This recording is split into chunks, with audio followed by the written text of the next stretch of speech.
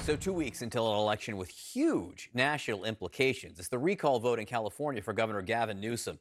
It's a quirky law in process. Quirky's a nice way of putting it, with a huge amount at stake. John Avalon with a reality check. There's a recall election looming in California. And here's why it matters if you live outside the Golden State.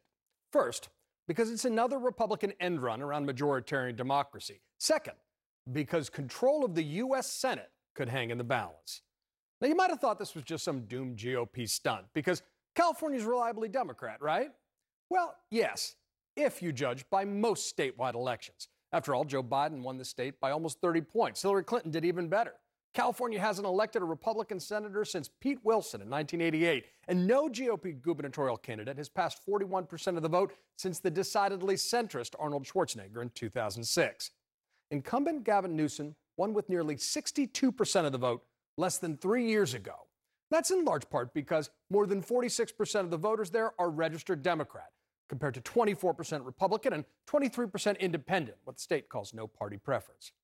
Look, I'm no fan of one-party states, but recall races like this aren't the right way to correct it, because the rules are designed to empower extremes, requiring just 1.5 million signatures, a fraction of the votes cast in the last election, to kick this gear into process. And between COVID wildfires and rising murders, and Californians are feeling ordinary. Now, turnout in recalls is typically low, and those motivated to recall are more likely to participate, even in a mail-in election. But here's how it works. The first question is a simple yes or no. Should the governor get recalled? Now, if more than 50% of the voters say yes, Gavin Newsom is toast, and with him the Democrats. Then the next question becomes, who should replace him?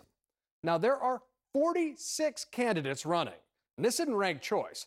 It's first past the post, which means that after the recall vote on September 14th, residents of America's largest state could wake up with a new governor who only got the votes of a tiny percentage of the electorate. Now, a leading Republican candidate is right-wing radio host named Larry Elder.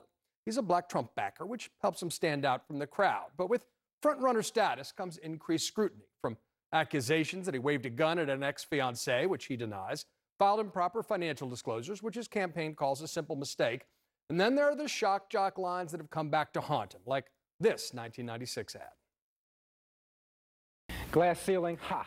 What glass ceiling? Women exaggerate the problem of sexism.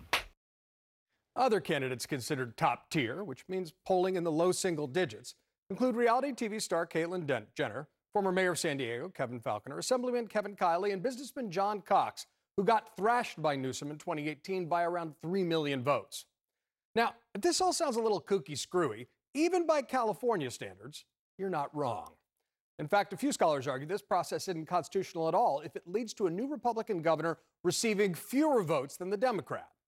And with the U.S. Senate divided 50-50, if something should happen to the oldest member of the Senate, 88-year-old Dianne Feinstein, the new governor of California would choose her replacement, flipping control of the Senate.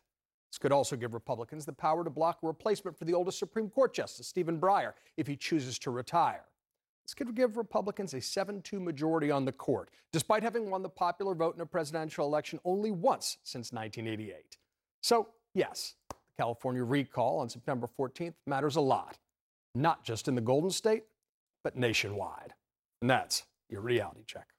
It sure does matter, and I'm with you on the kooky screwy part also. John Avalon, thank you.